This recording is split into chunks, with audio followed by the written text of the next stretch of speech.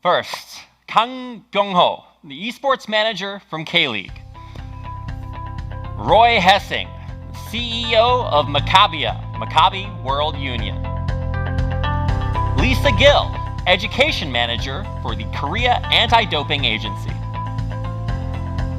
Yong-Chul, CEO of Prime Sports International.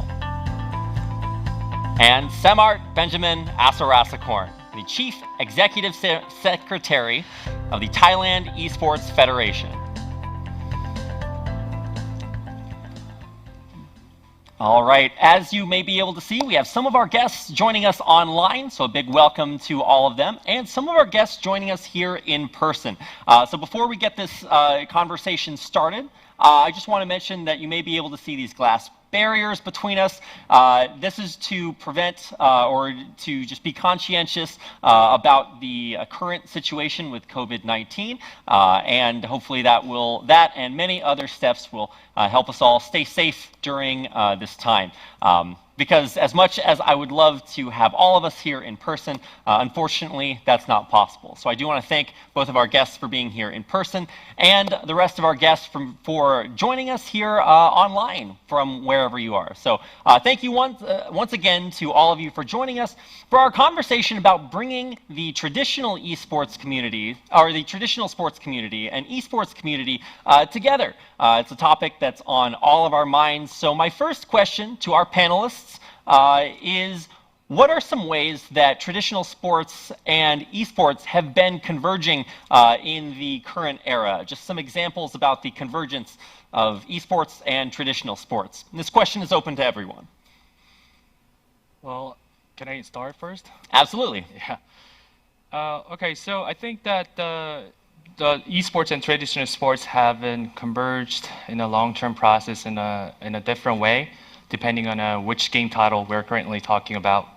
When it comes to sporting video games such as FIFA, NBA, as it is the virtual representation of their traditional sports, the convergence process was a lot very simple, and we can find and also it's, because as electronic arts and sport federations currently work together to create some standardization, rules, policy, and so on and so forth, it obviously was very easy to create that kind of model. And when it comes to non-sporting video games such as League of Legends, PUBG, and Fortnite, and so on and so forth, it was kind of more complicated. So because they are mostly governed by the game developers, but we're able to see some demonstration events in East Asian games and Fortnite events in NFL, Australian, tennis and sort of things, so that it just kind of allowed all the diverse generations to understand each other. Mm-hmm. So I think that's just some sort of things that how esports and traditional sports have been converged nowadays. Okay. Any other examples that our guests can think of examples for convergence between traditional sports and esports? Well, I can maybe echo on what Mr. Kang had said. Convergence between esports and traditional sports is very interesting and a very important topic to discuss at this time, because global pandemic sets many limitations, especially the way we organize sporting events. So when a live event and live sports were paused due to pandemic, I think the sports industry almost were forced to think about other ways to create content and stay engaged with the fans. So there are actually many pro football leagues, including K-League, I understand, is just kicking off K-League. And to name a few, EPL, La Liga, and Bundesliga, they all have done their e-football league. And in Asia also, Thai Football League and Malaysian Football League and Singapore Football League, they have already done the e-football league. Mainly two concepts were introduced. One is with the elite e-football players mimic the same competitions. They're representing their clubs and play against each other. other clubs. But the other concept was also interesting. They have engaged with the star players of their league, and they play each other.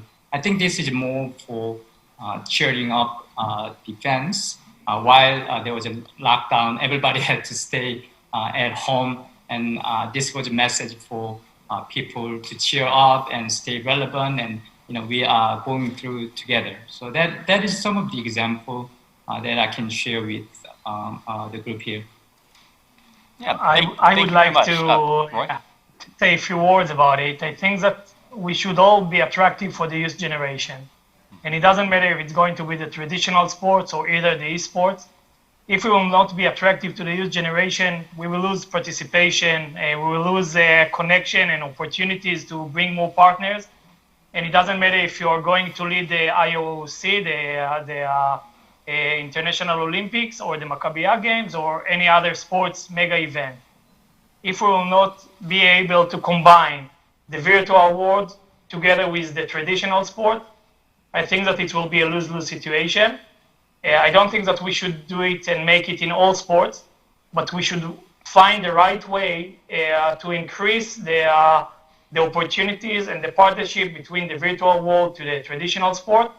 And then I assume it will be able to bring more participants, and the opportunities for both sides will be much bigger.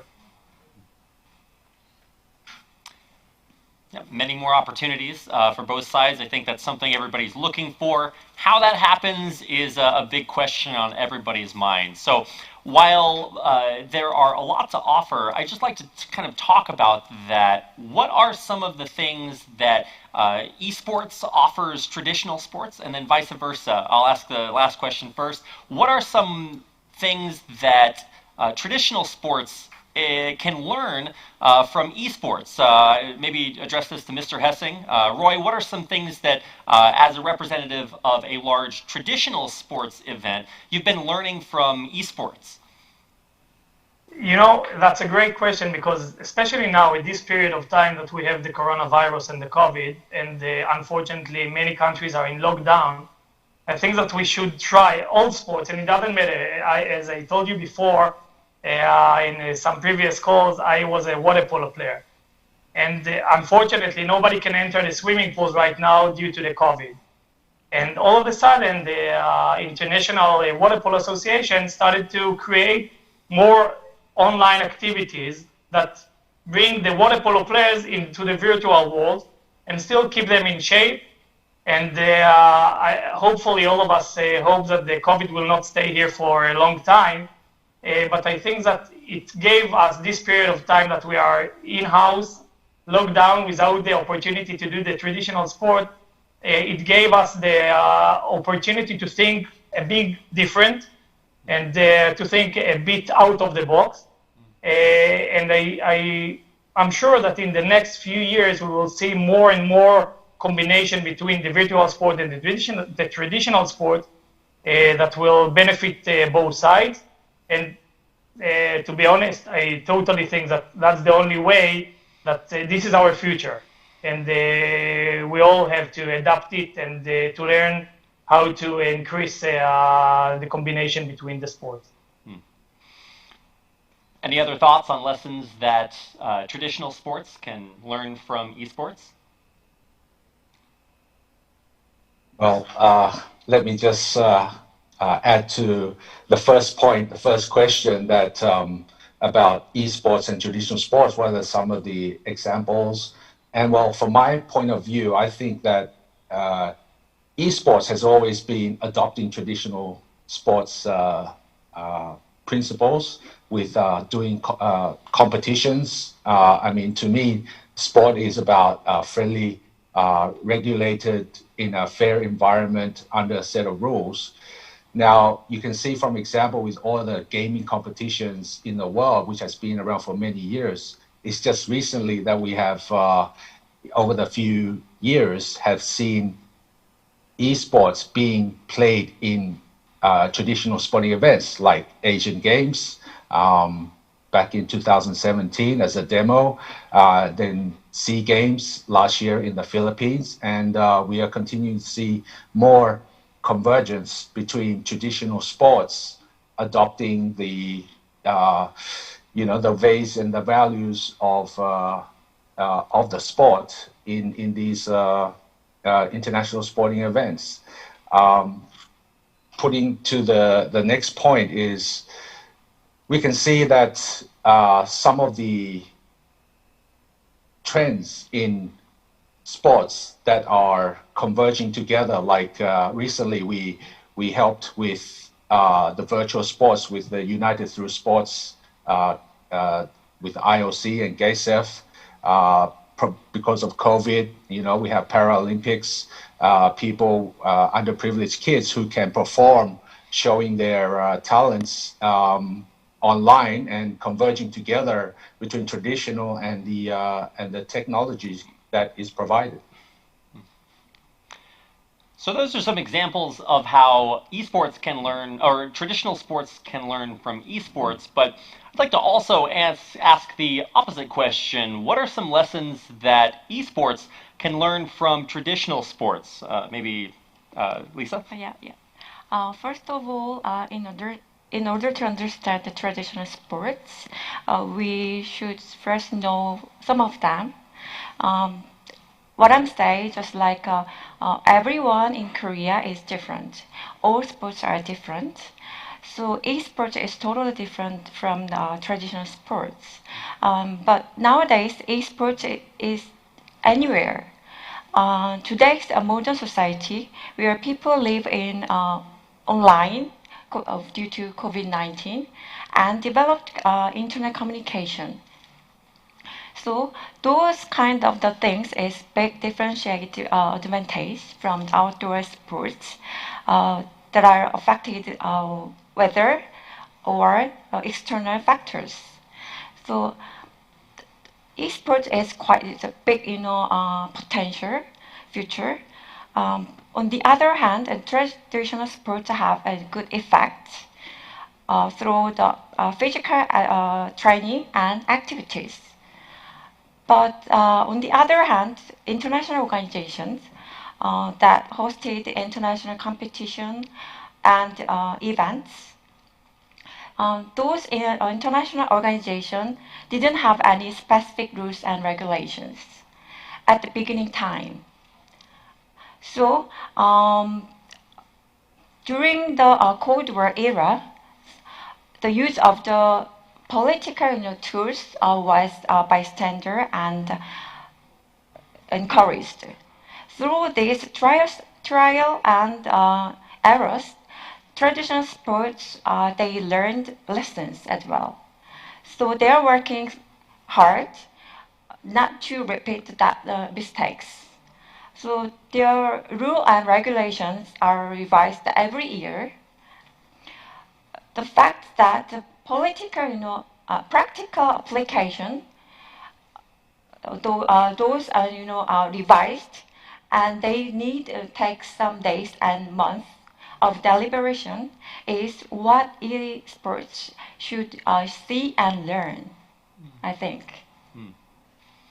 Some excellent points. Any other thoughts from our panelists on what traditional sports, or what esports can learn from traditional sports? Sure. I think I believe both sports can learn from each other for sure. And what the esports can learn from traditional sports could be maybe their experience. Like football has been operating more than 100 years, and the system of grassroots and also the talent development have been very, very well established. So I think esports can benefit from the best practices, especially how the players are managed and also taken care of. Nowadays, physical conditioning as well as mental, the health are becoming a very, very important area for esports athletes, because they are really having a long time of the training and also competition. So as an agency, we represent both the traditional athletes who are footballers and the esports athletes. And I don't want to compare their things, but the esports player actually undergo really long training hours, like sometimes 6 hours, even 9 hours. So I believe, when the esports player may not be coming from well-structured youth system, I think they are more vulnerable to exposure for physical injuries and mental stress, such as. So I believe there's a good collaboration area to improve the well-being of esports players. We can take best practice from the traditional sports, how they take care of the players. I would like to say one more thing. I think that it's the esports can learn from the traditional sport. That sports, it's not only the sport itself, it's the entertainment behind, and much more important, the educational things that you can take from sports, from being an athlete, all your practice time, to always respect your friends, your teammates, and of course those that you are playing against. This is something that definitely the esports should take from the traditional sport, and make sure that it's not only about winning or losing a game, it's about being a friend and trying to be a better human being.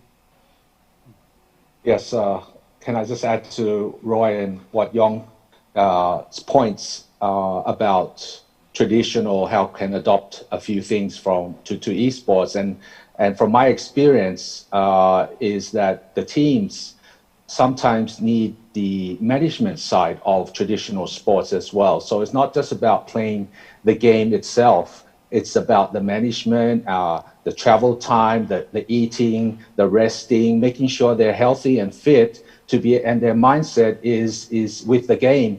And I found this very important with the SEA Games last year, with our athletes having to travel there with a big contingent, and not only the athletes, the support staff as well that needs to take care of the athletes if they're sick, or if they're just feeling homesick, because sometimes, and I think especially now with COVID, where we may have to travel to a certain country for the sports event, like what in Israel with the IESF World Championship next year, we may have to quarantine for 14 days, and the athletes who are quite young sometimes get homesick, and we have to act as parents as well, being the manager or the executive team or even the staff coach, to make sure that their mindset is right. And if they feel like they're away from home for very long periods of time, that affects their game.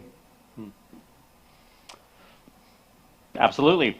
We've talked about a lot of the ways that esports and traditional sports are converging, and that's happening to different levels of success.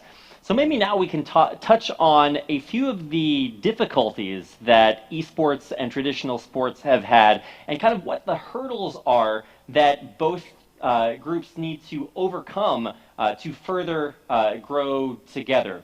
So I guess my question is, what are some of the big issues that esports and traditional sports need to overcome? What are some potential problems that can arise as they want to work more closely together? So, well, I think that, there are just a number of difficulties that we are currently facing, obviously, and one of the most well-known difficulties is probably going to be the intellectual property issue. So, because the games are developed and published by the game developers, so when we see the combined events, so for example, we can possibly see in the future the esports competition in the Olympic Games or the Asian Games and those sort of things.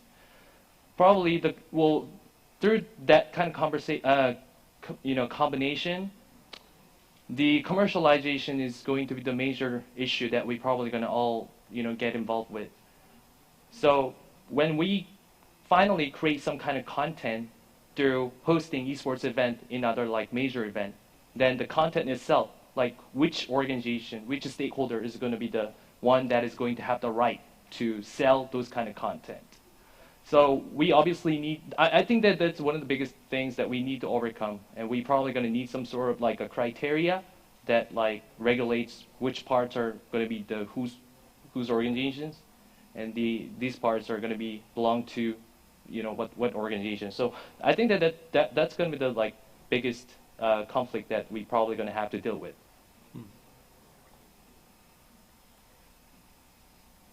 Any other potential difficulties or struggles that are involved in esports and traditional sports working more closely together? I assume that by the end of the day, the traditional sport, especially the iOS, will try to continue and split between the esports and the traditional sports. Everybody understands that the esports is a kind of competition, but you can always ask so many questions whether or not they are athletes while they are not doing the sport itself. So I assume that, you spoke before about the criteria, that we should try to find and to identify the right criteria in order to understand which sports can be part of the Olympic Committee, which esport can be 100% involved, and which sport is will be continue to be an esport. And those questions will be raised. I assume that from both sides, there will be so many questions about the criteria and who is going to build the criteria. But by the end of the day, that will be the huge question mark, how you are going to involve and which sport will be part of the traditional sport. One of the other questions that I saw raised earlier mentions Mr. Geisfeuer's presentation informing us about the urban games and further examples of the increasing number of emerging sports opportunities out there. So I guess a question that I had that I wanted to ask is, how do you decide which games are involved in your competitions? Specifically when it comes to esports, you know, how should that choice be made? There are a lot of games out there, physical, traditional, and esports titles. So how do you decide which games to include? Obviously for K-League soccer and football games are a very logical choice, but for larger organizations, you know, like the Maccabia, for example, how do you go about making the choice about which games to include in your traditional sports competitions?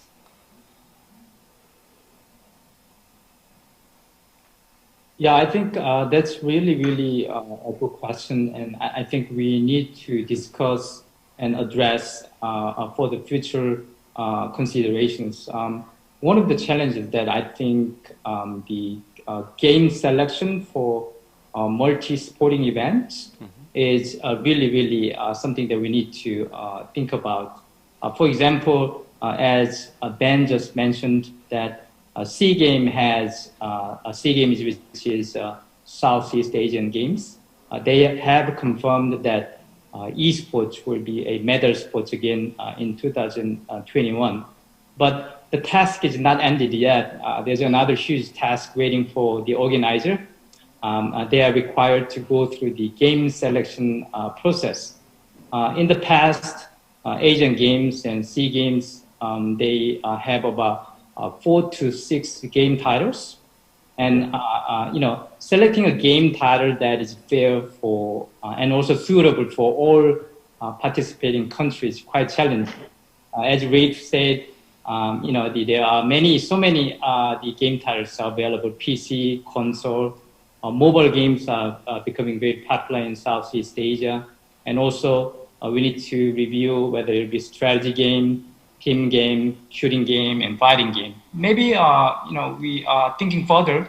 Another ongoing topic is whether shooting games can be considered for multi-sporting event, and also fighting games, because still there's an image of violence and it's not so easy to implement the game, but shooting game is really widely played and very, very popular.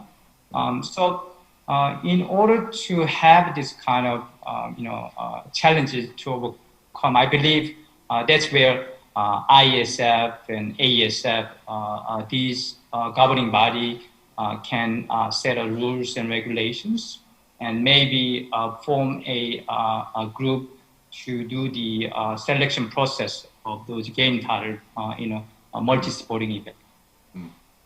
I would like to say that next year we're going to have the Maccabiah Games. We're going to host 10,000 athletes with 43 different sports.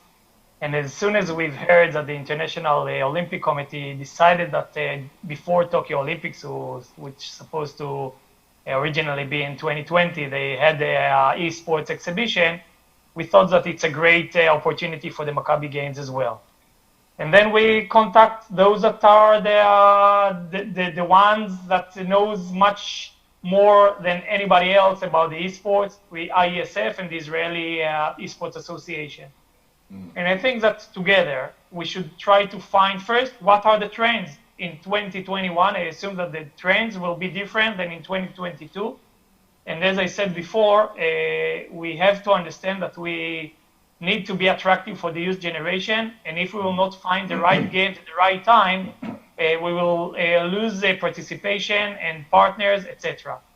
And one more thing that I would like to add, that yes, if it's going to be part of a huge mega sport event as the Olympics or the Asian Games or the Maccabiah Games, I think that we should always try to find those games that are not shootings and are more educational and more close to the traditional sports, at least for the beginning. I'm not sure what will be 15 years from now, but if we want to have a success at the first time that we are established the connection between the virtual games and the traditional sports, we should try to find those esports that are mainly close to the traditional sport.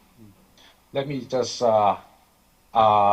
add to the point of Yong and Roy there. And next year, Thailand is hosting the Asian Indoor Martial Arts Games in Bangkok and Pattaya. And, with the game selection, it is very difficult. But, like Yong mentioned, that Vietnam has the duty for SEA Games to select. It's up to the LOC. And we saw this with Philippines, where Philippines wanted to have NBA 2K, but the hurdles or the obstacles was that nobody in the Southeast Asian countries were really playing that game. And this was very difficult to put that game, because the regulation says in the SEA Games Charter is that you have to have at least 4 participating countries. Now, if you cannot get 4, then you cannot host that particular game. So you have to look at what are the popular games, but more so whether those countries have that team or are playing that game. If not, however, we do try to help our friends and our members to create or get some activity for that game so that we can at least participate. So I think participation is important to support all of our members as well. And just lastly, I want to add that for IMAC, we want to have also, it depends on the policy and the direction that each host wants to do. But for us, we want to show the convergence between traditional and technology and virtual. And that's why we have Assarasakorn, which is a racing game, and we buy the simulators so that it can cross between traditional and sport. That means we talk to the Motorsport Association or the Thailand Super Series to maybe bring in the actual racing drivers, because they use simulators to practice during their training as well. This is just one of the examples that we are doing. We are also doing together with the Surfing Association of Thailand, because to adopt the physical side as well as the technology side. So sometimes it's about participation and goodwill amongst traditional and esports. Thank you.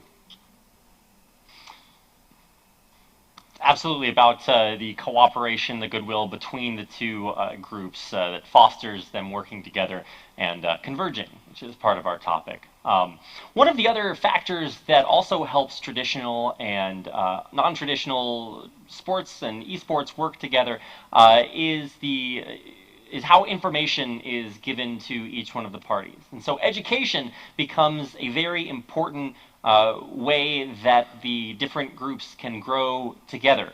Because in order for you to recognize that there is an opportunity for growth or for collaboration, you first have to learn about it. And so my main question is about the significance of education in traditional sports and esports, helping them work together. So I guess my question is, what are some ways in which esports and traditional sports need to be educated? What are some aspects that they need to be educated about?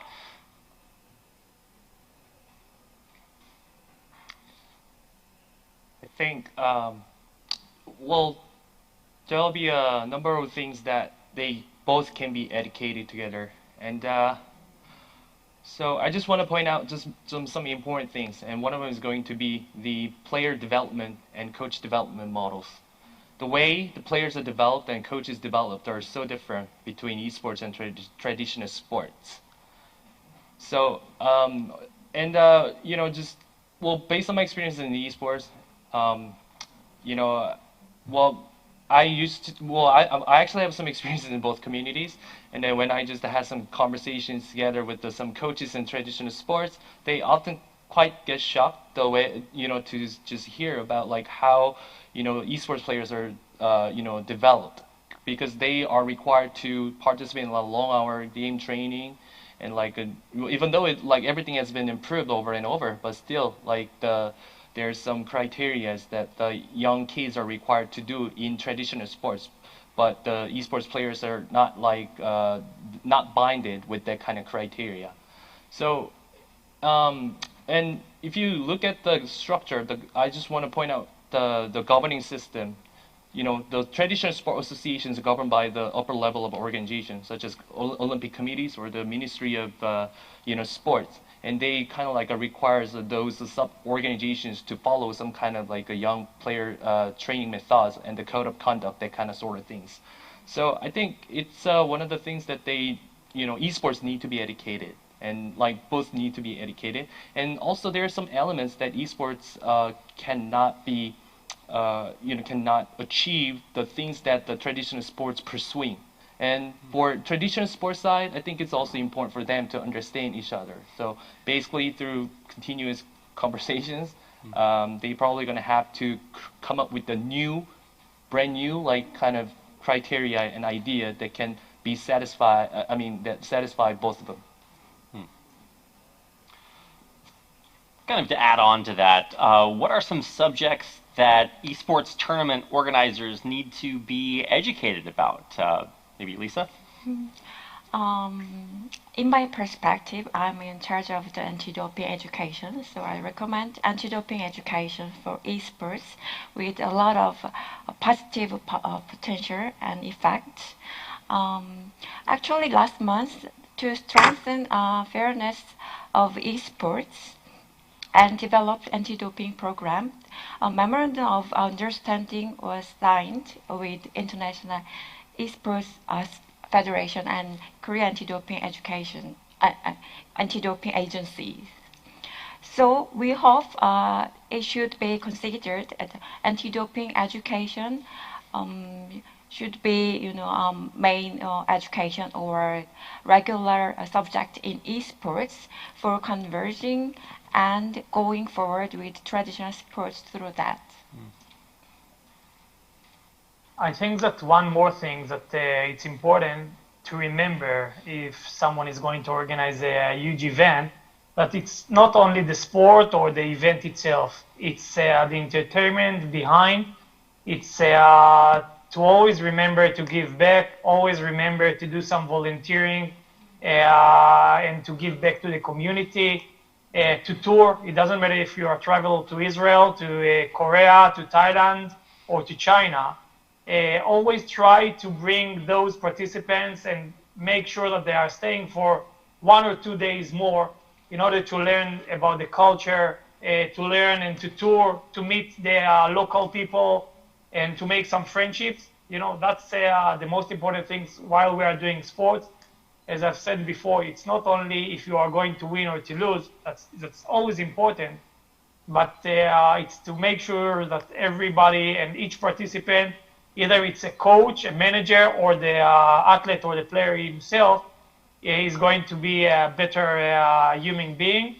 And especially for the virtual sports, while I assume most of the time you are just with your teammates or with the computer, it's always good to go outside and to meet people and to learn more about other cultures. That's not less important than the game itself. Also, I mean, Yong, please. sorry, Ben, you can go ahead. No, go ahead, please. I'm gonna be short. So I think when it comes to organizing a international event for esports, one of the area that I think we should think about and also focus on is actually the referee or tournament marshal system, as compared to traditional sports. When FIFA international matches are held, FIFA will appoint the proper official referees. So the referee is in charge of the match, and then the games and rules are always there. So it is easy to govern and avoid any additional disputes. But when it comes to organizing an esports event, especially international events, those martial referee systems are not widely available. So they often have a lot of disputes between teams and also the clubs as well. So I believe it is a big kind of task for IESF and AESF to develop a proper referee system. So where all those international esporting events can be properly managed and governed. So that is one area I would like to share. I'll just be very brief. Just want to add to Lisa's point and Roy and Yong all together there is that educating the athletes who are young kids and they come from gaming background. So they sometimes like, why do I have to need to go and do doping? I'm just playing game, but that's why we need to educate that this is the real sport. You are the best of the best representing your country to engage in a sporting event, and also educating about, like Roy was saying, the not just for the exchanging the culture, but let's say an athlete from Thailand or from Southeast Asia, their language, the language barrier is not so good, the English or whatever language. So we incorporate certain, education in learning basic English, for example, because these athletes need to travel abroad, or if not, still need to exchange with their other countries, So I just wanted to add there.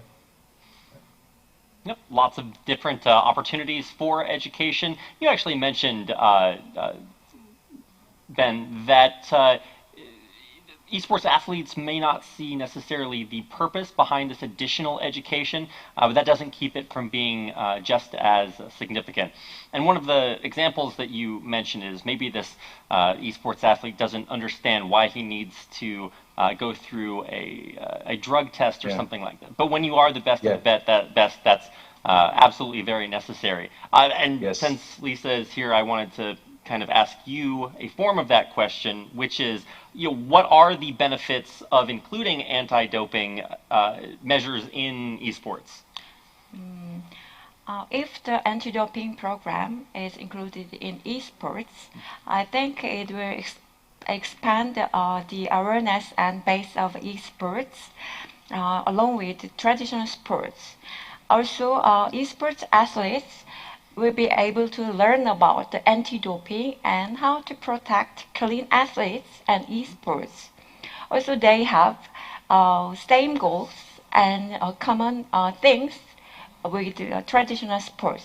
I think those kind of things are benefits, and it would be, conversed with traditional sports through that. Yeah, absolutely. A lot of standardization there between the different athletic experiences and a lot of value to be had from that. Now, I think it's about the end of the time that we have for our panel discussion. So I just want to extend one more thanks to our panelists for your wonderful thoughts and comments and all of the insight you've been able to offer to us on this topic of bringing traditional esports and or traditional sports and esports communities together. And that means that with the close of our panel discussion, we have the opportunity to go through your questions. So if you have any questions or you've been thinking of them during this panel discussion, please feel free to submit your questions online, either through the GEES 2020 website. Also, you can leave those in the YouTube comments as well, and we'll be going through those and gathering some additional questions to ask our panelists during this Q&A session. So thank you all for your attention and for your questions. Let's go ahead and see if we can find some of those questions right now. It looks like the first question is to Mr. Kang. How do you find the right business model for your league or for a league in general with sponsorship? Well, that question must be about E-League, I guess, EK League and esports.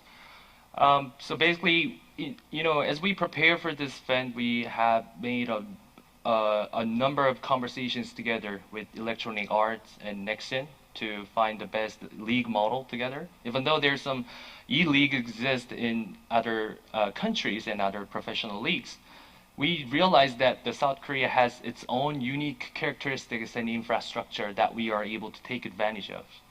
So one of the things that we have found is that, as I already mentioned during the presentation earlier, there is a PC-bound culture very dominant here in Korea.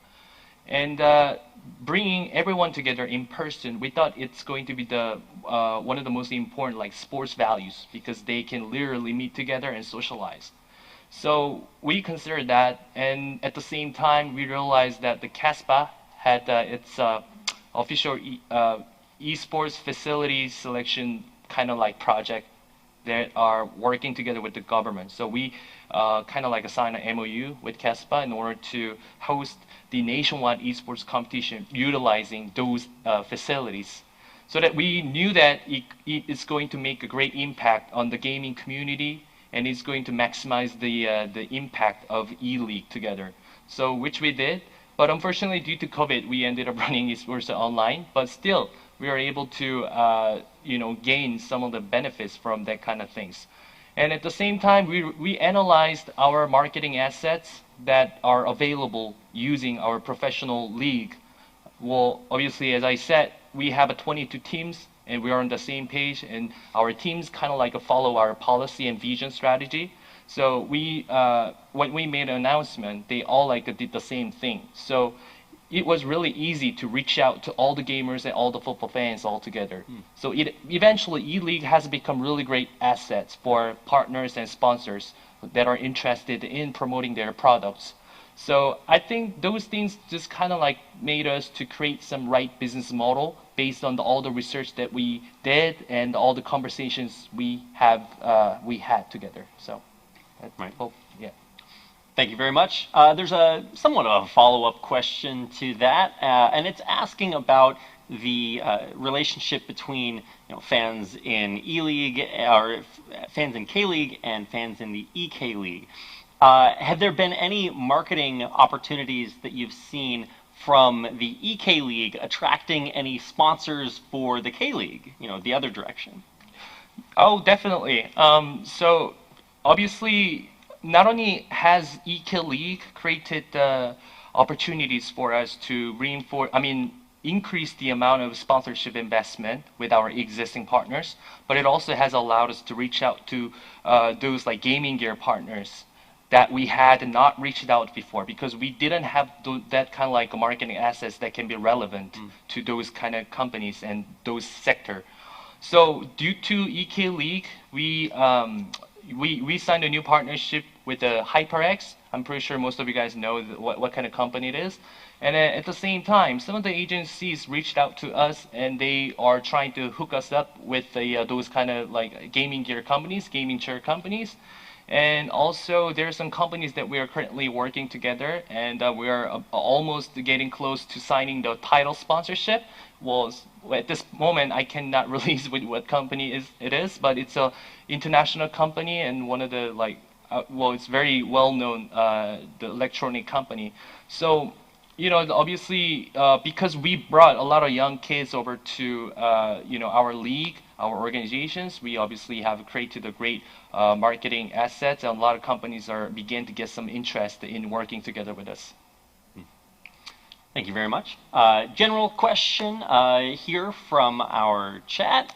What do you think are the benefits of traditional sports working together with the virtual version of their sports? So whether it's traditional football with e-football or traditional basketball with e-basketball competitions, what do you think are the benefits of the traditional sport working together with their virtual esport partner? Well, I think that's a very hard question, I guess. But, well, I think, you know, every single person is good at playing physical sports, but still they are big fan of those like traditional sports.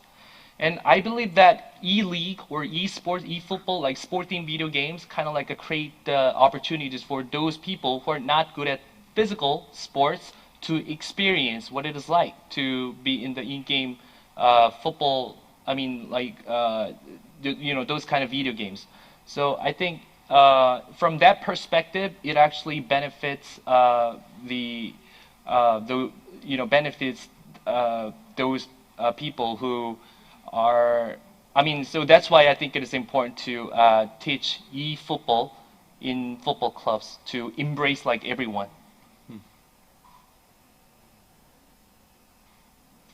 Okay, we'll go ahead and move on to the next question from chat. This is about the benefits of the convergence of traditional sports and esports.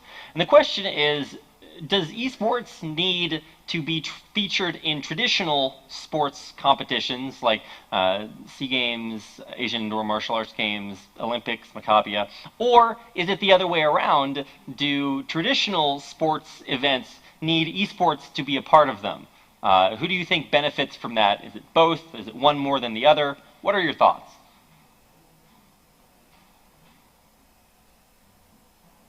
I assume that both sides can benefit from each other. I assume that the logic way is to start and to bring the esports to be part of the traditional sports events and not the opposite. You know, the traditional sports are here for so many years, so it's make much more sense if the traditional sports will host and will bring in the esports. But I'm pretty sure, and as I've said before, it's both, and it's the other way around can be as well. We should try to bring the esports to the traditional sports, and the traditional sports to be part of the esports. We will have to identify the percentage and what exactly will be the right formula for both sides. I think that we are not there yet, but with the experience and the first event that we will combine the two different organizations, we should understand better how will be the future. Maybe just add to that question. I don't think it's about who needs one or the other. I think it complements each other. So, but you know, we can all sit down and agree to disagree on a lot of things, but it's just how it is in today's world, and especially with technology and the young generation engaged in gaming. I mean, gaming is evolving into a sport, and we cannot deny that. So its exception into traditional sports international sports events, it is inevitable. So, you know, we just have to sit down and work through it and engage with it and work with it and evolve with it. All right, thank you very much. Another question from our YouTube chat. What are the conditions that make developing synergies between esports and traditional sports effective or most beneficial? I think what they're asking is, what are the ways in which esports and traditional sports working together, what are the biggest values that can be created by that cooperation? Okay, can I take this one? Go ahead. I think it's technology. Technology and the internet, like I just mentioned, plays a very important part with the values. And not only that, but also the values of the traditional sports, you know, the sportsmanship, all the elements of traditional sports, which can be adopted, as we discussed in the panel session before, that the takeaways from that, like the management side or the referee side with esports, the transparency, the doping, to make it more fair. So there are a lot of takeaways that we need to sit down and see what works with esports and how esports can benefit traditional sports with all these, a lot of sporting federations like e-cycling, football, K-League, sailing, as we saw in Philip's presentation earlier on, is that I think we need to work together and sit down and find the linkage and the synergies that is already in motion and will carry on some more. Yeah, I agree with what Ben had just said. I think while we are working together, we can truly have an opportunity to understand each other, sports in a deeper level, and maybe identify the areas to complement each other. Let me share with you just a quick story that we were involved with the exhibition of e-football match. There was a very famous the football summit in Spain, and we were organizing an e-football exhibition match in front of all the practitioners like clubs and FIFA, UEFA, everybody. And what we could do was we invited ex-national team footballers and 2 elite e-football players. They were having a match in front of the football practitioners. And the match wasn't that great because football players were not performing well on the virtual players as much as they do well on actual pitch. But when the players are invited to the podium and ask a question to the ex-national team footballers, the footballers were very, very impressed with the way esports players were understanding the games. And before the match, they asked, what's your tactic going forward to the match?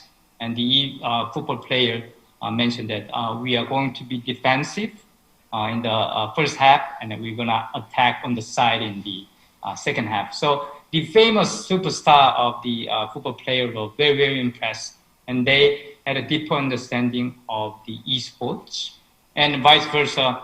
That when there was a question was asked to a e-football player, he mentioned that it's one of the dream come true for him to play with his like younger days of idol and play a e-football match together. So I think through this convergence, I think whether it is a traditional sport or esports, there will be an area that they can identify and collaborate together and learn from each other and deeper level. And it's not necessarily esports is this and traditional sports is this. While they are working together, I believe there will be an additional opportunity to be created. Thank you very much. Let's address another question that's been given to us. So once again, thank you very much to everyone online for submitting your questions. Continue doing so. We've got a few more minutes left for this Q&A session, and there will be many more Q&A sessions during the day. So keep submitting your questions, and thank you so much for doing that. The next question is about the physicality of esports. Do you see a future where esports is included in sports events like the Olympics, depending on how physical the gameplay interface is? Or do you think that all esports will eventually be included? So essentially, do you think that only traditional or only esports versions of traditional sports will be included in traditional sporting events? Or are other non-sporting esports should those be included in traditional sports events as well? So do you only include e-football, e-racing in traditional sports events? Or can other esports titles like StarCraft, Fortnite, League of Legends also be included in traditional sports events? Can I take the question? Okay. So most of all, I think that well, I believe that eventually the esports are going to be included in the Olympic Games because, as we can see, the International Olympics Committee already organized the working group called, well, if I'm correct, it's Esports Liaison Group that was organized like a year ago or 2 years ago, and it's the group in which professionals from not only from traditional sports but also from the esports get together. They share a lot of like opinions, knowledges, and they touch on all the questions that have come based on all the controversies in the community. We can easily see, and they are dealing with those things, conflicts, in order to get closer to each other, understand each other, and eventually I think that kind of collaboration is going to make us see the games in the Olympics. And for the second part of the question, I think that all esport game titles are going to be given a chance to be included in the Olympic Games because one of the most important values that sports is seeking for is a fairness. And I believe that a lot of committees in the Olympic Games are probably going to discuss about which game title is going to be in the Olympic Games. And personally, I think it's going to be important if those games can deliver the values that sport is seeking for, such as like gender equality, age equality, and how many countries are playing that sport, the game, that sort of things. So considering like everything, I believe that the like non-sport themed video games are also going to have some chance to, like be included in the Olympic Games.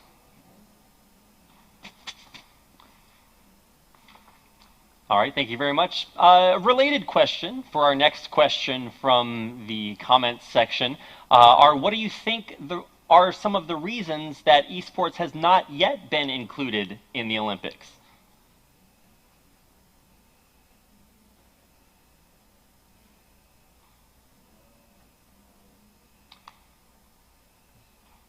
This is open to everybody. Maybe you can generalize it a little bit more to ask what are some of the reasons that esports has taken so long to be included in some of these traditional sporting events, things like the SEA Games or the Asian Indoor Martial Arts Games. That's still a very recent development. So what is it that has taken so long for esports to be included in these traditional events?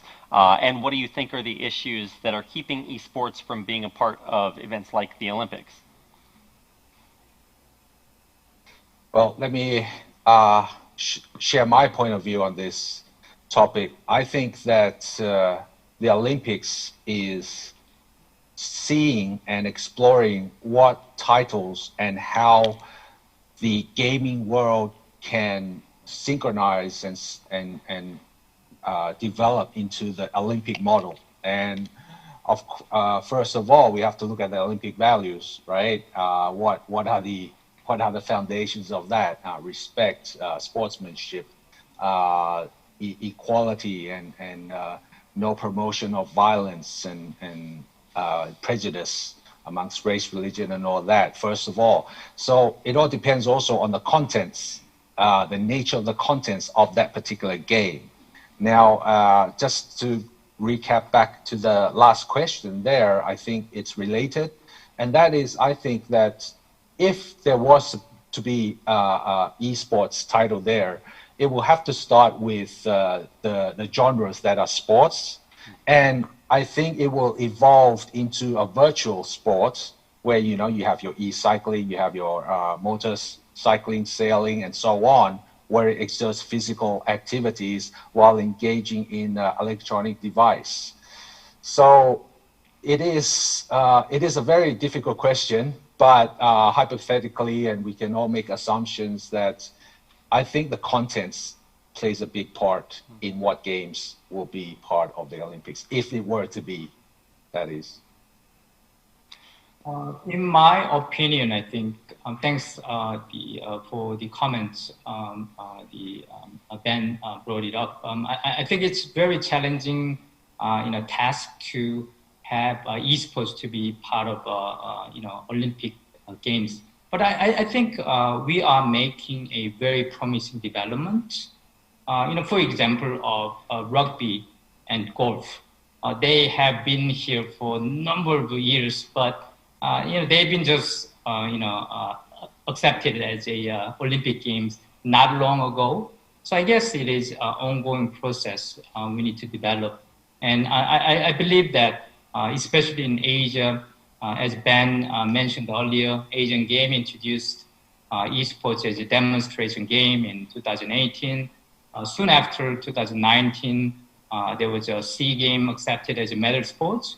In 2021, SEA Game 31st Vietnam is going to have, esports as a medal sport.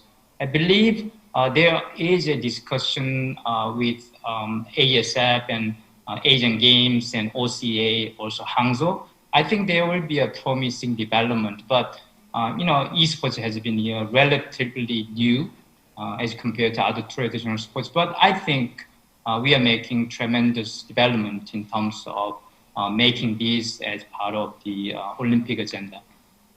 I totally agree. I think that we still have to be a bit more patient, and the esports will be part of the games. If the rugby have been waiting so many years, I'm sure that the esports will not have to wait so many years as other traditional sports, and that will be the next step. All right, thank you very much to all of our wonderful panelists and guests. That's going to be the end of our question and answer session for this panel discussion on bringing our communities together. I want to once again thank each one of our guests for all of their insightful comments and for their answers to all of your questions. And of course, a big thanks to everyone who unfortunately cannot be here with us in person, but who are watching online and giving us so many good questions for all of our panelists. We'll be able to continue to take your questions during the rest of GEES20. So keep thinking about what you want to ask and sending them our way, and we'll be relaying those to our guests and our panelists. So thank you very much for that. That's going to be the end of our first panel discussion. And so now we'll be taking a 15-minute break before we return for the second session of GEES20. Thank you for watching.